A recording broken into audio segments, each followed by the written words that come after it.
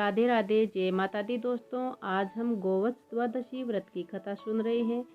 कार्तिक मास में कृष्ण पक्ष की द्वादशी को गोवत्स द्वादशी के रूप में मनाया जाता है। इस दिन गौ माता की उसके बछड़े के साथ पूजा करने का विधान है। धार्मिक मान्यता के अनुसार पुत्र की लंबी उम्र के लिए इस व्रत को रखा जाता है और सायंकाल जब गाय और बछड़े चरकर वापस आते हैं तो बछड़े वाली गाय की पूजा करके कथा सुनने के बाद प्रसाद ग्रहण करना चाहिए। इसे बछबारस या वसु द्वादशी भी कहा जाता है। इस बार यह व्रत 9 नवंबर यानी दिन गुरुवार को होगा। इस दिन व्रत करने वाले को गाय का दूध, दही, घी, छाछ, खीर तथा तेल से बनी हुई भुजिया, पकौड़ी आदि, गेहूं और चावल आदि का सेवन नहीं करना चाहिए। यहाँ तक कि चाकू से कटे हुए खाद्य पदार्थ का सेवन भी वर्जित है। तो आइए शुरू करते हैं गोवत्स द्वादशी व्रत की कथा। प्राचीन समय में एक नगर था सुवर्णपुर। उसमें देवदानी नाम का राजा राज्य करता था। उसके पास एक गाय और एक भैंस थी। इस राजा की 2 रानियां थी जिसका नाम क्रमशः सीता और गीता था। सीता भैंस को अपनी सहेली के समान प्यार करती थी, जबकि गीता गाय को अपनी सहेली के समान समझती थी। गीता बछड़े से पुत्र समान प्यार करती थी। एक दिन भैंस सीता से बोली कि हे रानी, गाय का बछड़ा होने से गीता मुझसे नफरत करती है। सीता रानी ने उत्तर दिया, यदि ऐसी बात है तो मैं सब ठीक कर दूंगी, तुम चिंता न कर।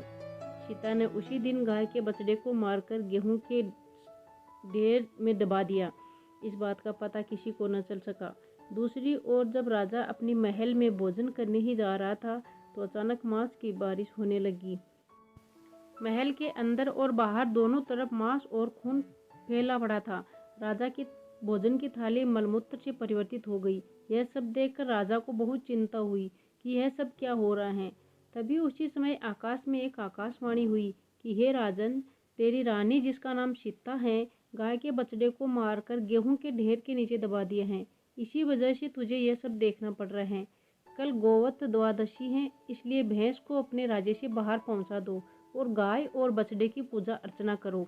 दूध और कटे हुए फल बिल्कुल मत खाना, नहीं तो इससे तेरा तप बिल्कुल नष्ट हो जाएगा। विश्वास दिलाया गया कि बछड़ा जिंदा हो जाएगा। शाम के समय जब गाय आई तो राजा पूजा करने लग गया। जैसे ही राजा ने मन में बछड़े को याद किया, बछड़ा जो मरा हुआ था वो गेहूं के ढेर के नीचे दबा पड़ा था, उठकर जिंदा होकर राजा के पास आ गया और गाय का दूध पीने लगा। यह सब देखकर राजा बहुत प्रसन्न हो उठा। उसने अपनी राज्य में अपनी प्रजा से आग्रह किया कि सभी को गोवत्स द्वादशी की कथा सुननी चाहिए और इसका व्रत करना चाहिए। जय हो गौ माता की। ये थी आज की गोवत्स द्वादशी की व्रत कथा। आपको पसंद आई होगी। अगर पसंद आई है तो वीडियो को लाइक कर दीजिए और चैनल पर नए हो तो चैनल को सब्सक्राइब भी कर लीजिए। धन्यवाद।